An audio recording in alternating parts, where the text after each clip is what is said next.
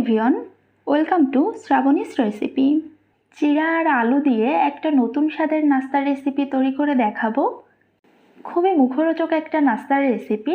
এটা আপনারা সকাল বা বিকেলের নাস্তায় তৈরি করে নিতে পারবেন। এটা তৈরি করতে খুবই অল্প সময় লাগে। চলুন দেখে নিই আমাদের আজকের রেসিপি। 1 কাপ চিরা ভালোভাবে ধুয়ে পরিষ্কার করে নিয়েছি আর জলটাও ভালোভাবে ঝরিয়ে নিয়েছি। এখন এর ভেতর দিয়ে দিচ্ছি একটা ছোট সাইজের পেঁয়াজ কুচি, দিচ্ছি 2টো কাঁচামরিচ কুচি, 1/4 চা চামচ দিচ্ছি মরিচের গুঁড়া, 1/4 চা চামচ হলুদের গুঁড়া,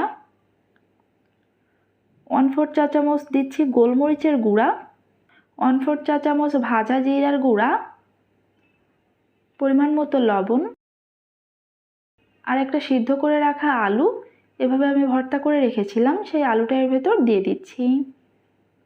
এখন এই সব কিছু হাত দিয়ে ভালোভাবে মেখে নেব।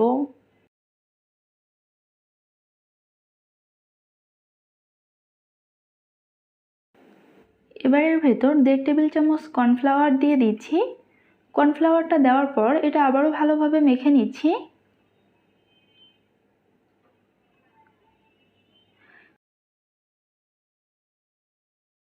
এটা মেখে নেওয়া হয়ে গিয়েছে। এখন হাতটা ধুয়ে হাতে একটু তেল মেখে নিচ্ছি।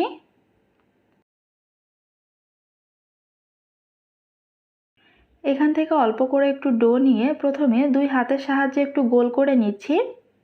তারপর হাতের তালুতে রেখে এভাবে করে এটা চ্যাপ্টা করে নিচ্ছি। আমি এরকম একই শেপে সবগুলো নাস্তা তৈরি করে নেব। আপনারা এটা দেখে নিশ্চয়ই বুঝতে পারছেন আমি এটা কিভাবে তৈরি করে নিচ্ছি। তবে আপনারা এটা আপনাদের পছন্দ মতো অন্য যে কোনো শেপে কিন্তু তৈরি করে নিতে পারেন।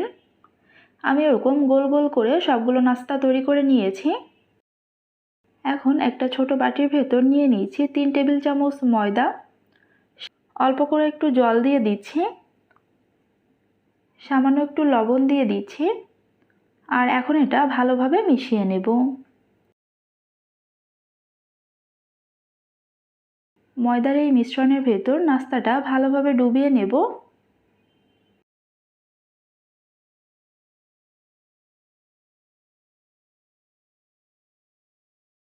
এখানে একটা বাটির ভেতর ব্রেড ক্রাম্বস নিয়ে নিয়েছি। এই ব্রেড ক্রাম্বসের ভেতর এখন এটা ভালোভাবে কোট করে নেব।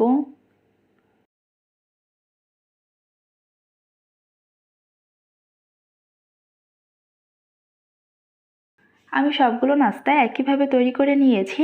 এখন এটা ভেজে নেওয়ার পালা। এদিকে একটা প্যানের ভেতর আমি আগে থেকে বেশ কিছুটা পরিমাণ তেল গরম করে নিয়েছি। এই গরম তেলের ভেতর আমি একটা একটা করে নাস্তা দিয়ে দিচ্ছি।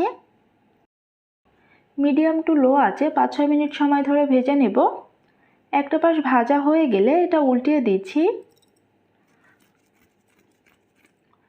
চুলার আঁচটা খুব বেশি বাড়িয়ে দিয়ে এটা ভাজতে যাবেন না, তাহলে কিন্তু ভেতরে কাঁচা থেকে যাবে আর বাইরে কিন্তু খুব দ্রুত কালার চলে আসবে, তখন কিন্তু এটা খেতে ভালো লাগবে না। তো আমি এটা একটু সময় নিয়ে ভেজে নিয়েছি। এখন এটা তেল ঝরিয়ে উঠিয়ে নিচ্ছি। এটা গরম থাকা অবস্থায় কিন্তু মুচমুচে থাকে, তবে একটু ঠান্ডা হয়ে গেলে একটু নরম হয়ে যায়। এটা আপনারা পরিবেশন করতে পারেন যে কোনো সসের সাথে। সকাল কিংবা বিকেলের নাস্তায় ঝটপট এই রেসিপিটি কিন্তু আপনারা তৈরি করে নিতে পারেন। এটা খেতে কিন্তু ভীষণই সুস্বাদু হয়।